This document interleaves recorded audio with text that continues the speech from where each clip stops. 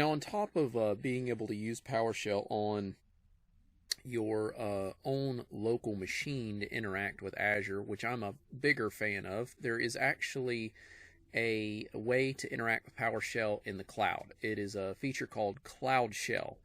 It works pretty well, and if you're in a pinch and you want to just interact with PowerShell right there in your web browser, you can very quickly just jump right in and use it.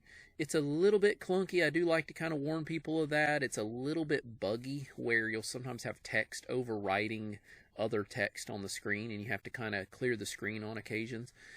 That's why I'm a little bit bigger of a fan of using PowerShell on my local machine to interact with Azure, but CloudShell works great, and you can also download the Microsoft app on like your phone or tablet, and you can interact with CloudShell that way, which is very helpful if you're in a tight situation and you need to get something done. So let me show you how to use CloudShell. Here I am on portal.azure.com. I'm going to click on this little symbol right here. This is the CloudShell symbol. I'm going to go ahead and click that.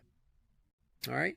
Now, when you do that, it's going to say, okay, well, you got to have a storage account associated with your CloudShell. So it's just to store log information and all that. It doesn't really cost a lot of money to do that, but it is a requirement. So I'm just going to say, yep, go ahead and create the storage account that is needed so that we can go ahead and continue and start using CloudShell. Now, I also want to say that there's two different approaches to CloudShell. There is PowerShell, which of course is the traditional way that we do pretty much everything in the Microsoft world, and so there you have that. But then there's also what is known as the Azure CLI, which is basically Bash.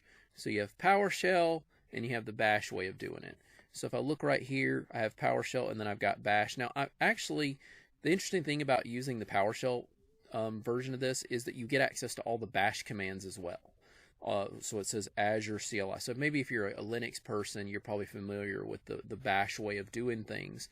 If you're a Microsoft person, you're probably more familiar with the Microsoft way of doing things. Now, I will warn you that from an exam perspective, you want to be focused a little bit more on the PowerShell side of things, even though there isn't really a lot of PowerShell-related content to stress over too much on the exam. There is a little bit, so this is why we're going through this. But Bash, not so much. They're more PowerShell driven than anything else because it's Microsoft's command line environment. So I guess you would kind of expect that, right?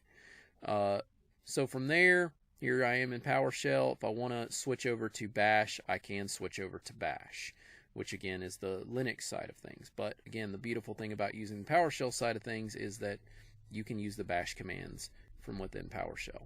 Okay, so here it is connecting back in. I got the get dash command. I can hit enter and I can see all the commands that are available to me. By the way, you can also adjust this. All right, if you want.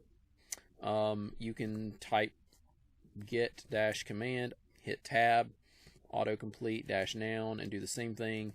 Star users or star user star, and I can see what commands are available to me for creating users and all that fun stuff. There's the get AZ80 user command, same for groups, and all that fun stuff. Not to mention all the other commandlets that are going to let me interact with my Azure environment. So this is just another way of working with Azure. I will also say that if you type something like get-az and hit the tab key, one thing that's a little different is where in PowerShell that's installed on your computer, it will just let you tab through each individual command. With CloudShell, it actually wants to try to display it all on the screen for you instead of you tabbing through each individual one. So it's a little different from that perspective. Okay. So it's actually displaying every single command that starts with the letter AZ. So it can get a little bit crazy sometimes when trying to do it. But again, CloudShell is a great way to just jump right in and start using it. You can use it from in your own web browser, and you'll have the same commands that you've got from the AZ module that you might have installed locally.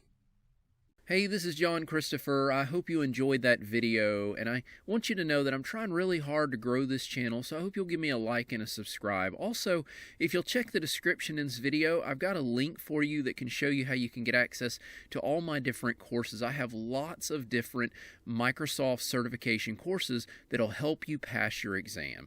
All right, thanks a lot for watching the video, and I hope to see you again.